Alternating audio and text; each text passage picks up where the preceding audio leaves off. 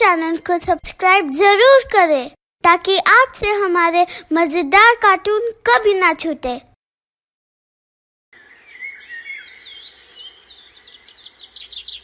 एक बूढ़ी अम्मा अपने बेटे, बहू और सौतेले बेटे के साथ रहती थी। ए अम्मा, अभी तक खाना नहीं खाया तूने? बहू, सब्जी बहुत तीखी है, मेरे लिए कुछ सादा खाना बना दो तो खा लूं। वाह, अब तुम्हारे लिए अलग से खाना बनेगा। जो दिया है वही खा लो, और नहीं खाना है तो ये भी ले जाती हूँ। उसका बेटा भी उसका ध्यान नहीं रखता था। क्या हुआ अम्मा, क्यों खाना बर्बाद कर रही हो? खा लो वरना ये भी हटा दिया जाएगा। अम्मा के हालात ऐसे हो जाते हैं कि बहुत बार तो उन्हें भूखे पेट ही रहना पड़ता था। अम्मा का एक सौतेला बेटा भी था। पिताजी इस सौतेले बेटे को लाए थे जब वो सड़क पर भीख मांग रहा था, और तभी से वो इनके साथ ही रह रहा है। कुछ खाना खाया तुमने? नहीं बेटा, अभी तो कुछ नहीं खाया है। चलो माँ, मैं तुम्हें खाना खिलाता हूँ। सौतेला बेटा माँ को अपने हाथों से खाना खिलाता है। माँ को उससे बहुत लगाव था, वो भी माँ का बहुत ख्याल रखता था। ये हमेशा की ही बात थी। एक दिन अम्मा बीमार पड़ जाती है और उसकी तबीयत बहुत खराब हो जाती है। मुझे स्कूल में कलर्स लेकर जाने हैं, उसके लिए रुपए चाहिए। बेटा, मेरी तबीयत बहुत खराब है, लगता है बुखार है और खाना भी नहीं पचता है। ऐसा है कि कुछ खाने का मन ही नहीं करता है। ऐसे कैसे खाने का मन नहीं करता है? ये कहो ना कि हमेशा जीभ को कुछ बाहर का खाना चाहिए। सादा खाना तो खाया नहीं जाता है ना अम्मा? ऐसा नहीं है बेटा, मुझे तो सादा खाना ही पसंद है। अब ये सब बातें मत करो माँ, अपनी तबीयत ठीक करो। क्यों ये कभी भी बीमार पड़ जाती हो? तुम्हें क्या लगता है हर वक्त मैं यही सब देखता रहूंगा? बेटा, डॉक्टर बुला दो। मैं किसी को नहीं बुला रहा हूँ, और हम लोग घूमने जा रहे हैं, शाम तक आ जाएंगे। तुम अपना ख्याल रखना और जो कुछ है खा लेना। इतना बोलकर बेटा बहू बाहर घूमने चले जाते हैं। अम्मा घर में अकेली रह जाती है और वो बहुत परेशान होती है। तभी अम्मा का सौतेला बेटा घर आ जाता है। कहो माँ, कुछ खाया है कि नहीं? नहीं बेटा, अब कुछ खाने का मन ही नहीं करता। मन क्यों नहीं करता माँ? ऐसा लगता है मानो खाना पचता ही नहीं, और आज थोड़ी सी तबीयत भी खराब है।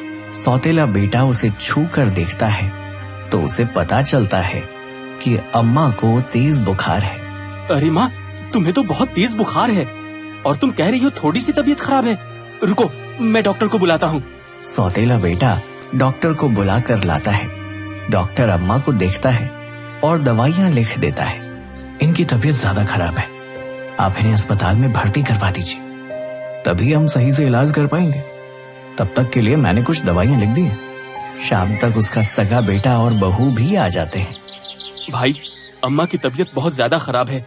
मैंने डॉक्टर को बुलाया था, वो बोला है कि अम्मा को अस्पताल में भर्ती करवाना पड़ेगा। अस्पताल में भर्ती? अरे नहीं नहीं, इन सब की कोई जरूरत नहीं है। अम्मा घर पर रहेंगी और दवाई खाएंगी तो अपने आप ठीक हो जाएंगी। अस्पताल ले जाकर क्या करना है? भाई, तुम समझ ही नहीं रहे हो। डॉक्टर ने कहा है हमें देर नहीं करनी चाहिए।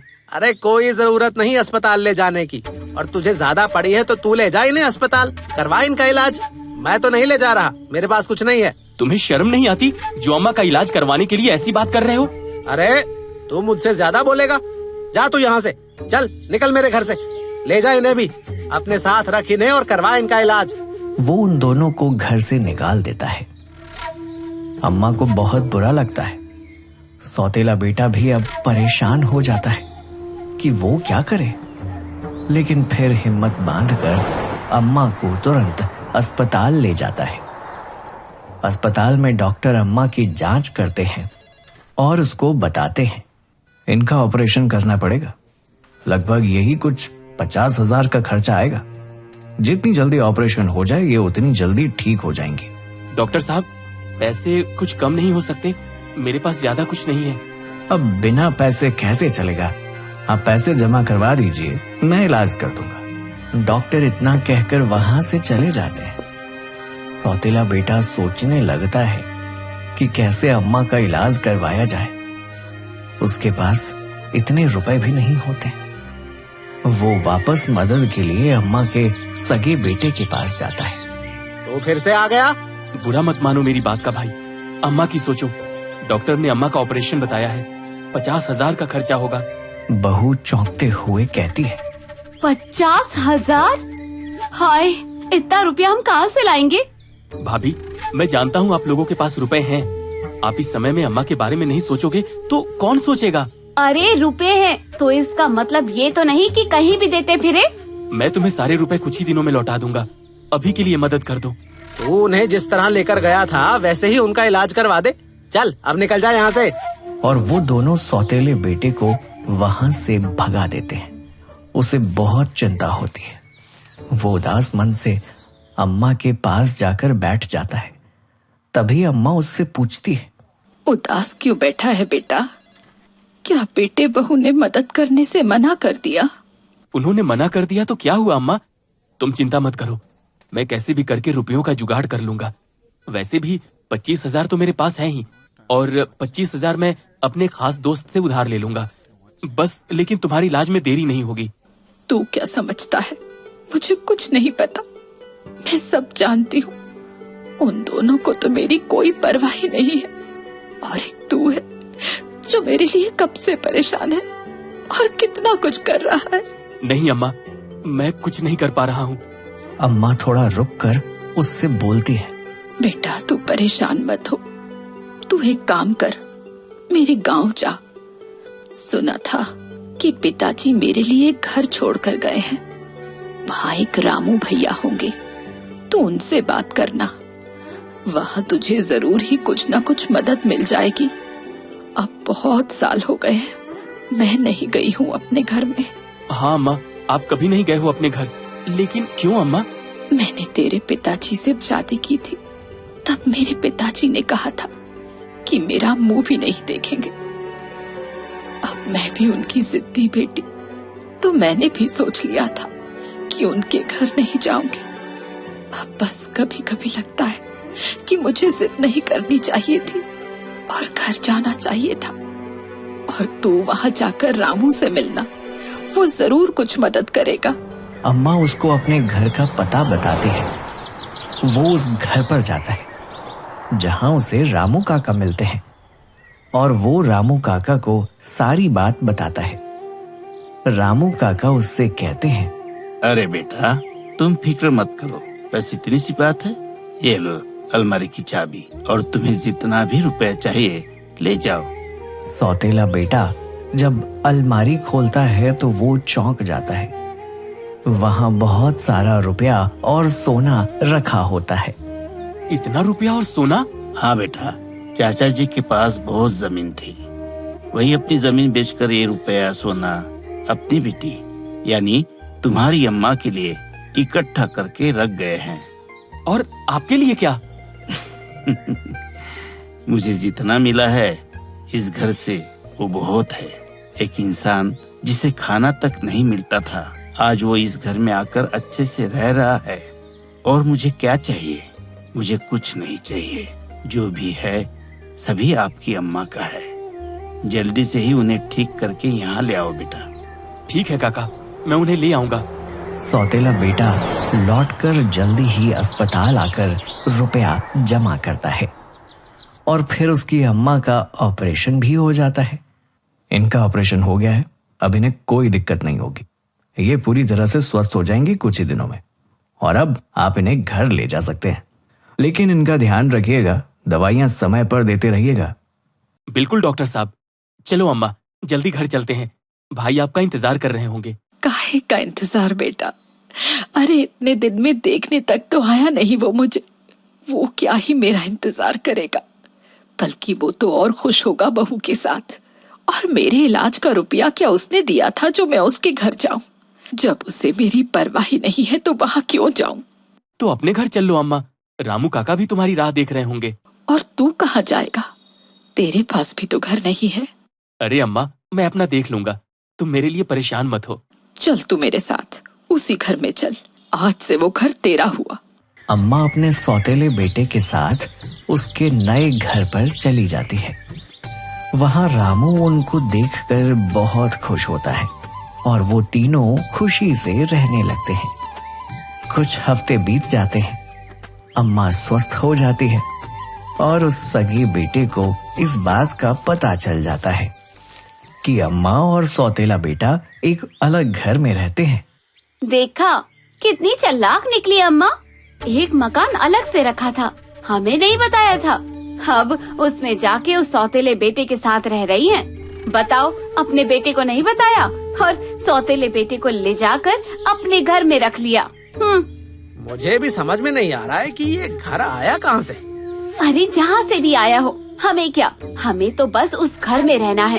अब वो घर हमारे नाम हो जाए तो हमारे पास 2-2 घर हो जाएंगे। कितनी बड़ी बात होगी ना। यहाँ आसपास किसी के पास भी 2-2 घर नहीं है। हाँ, लेकिन उसके लिए अम्मा को मनाना पड़ेगा ना। अरे तो कुछ दिन उन्हें यहाँ लाकर रख लेंगे, कुछ दिन उनकी सेवा करेंगे, फिर देखना कैसे वो अपना घर और जायदाद हमारे नाम कर जाती है।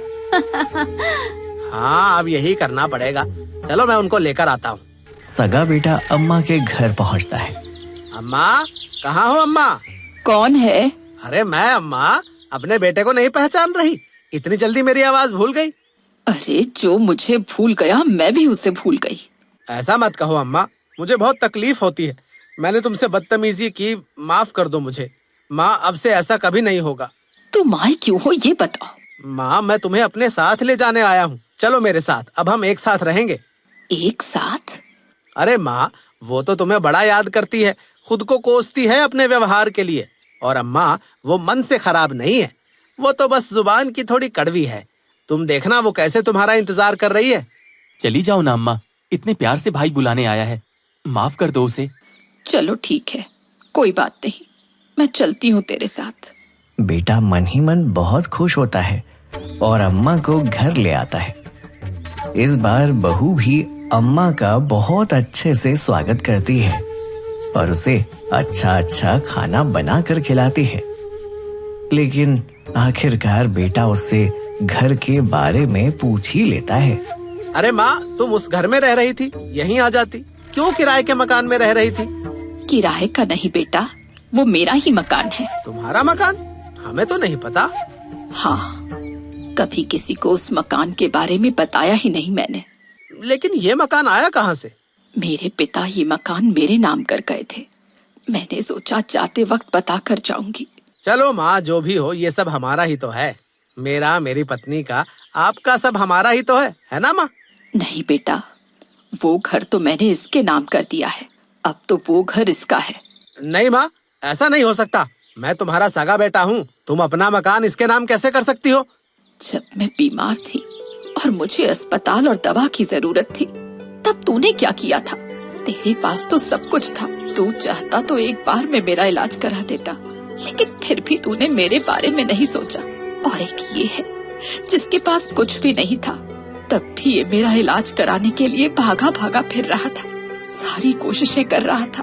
बेटे का फर्ज तो इसने ही निभाया है। मेरे बस में होता तो मैं ये मकान भी इसके नाम कर देती।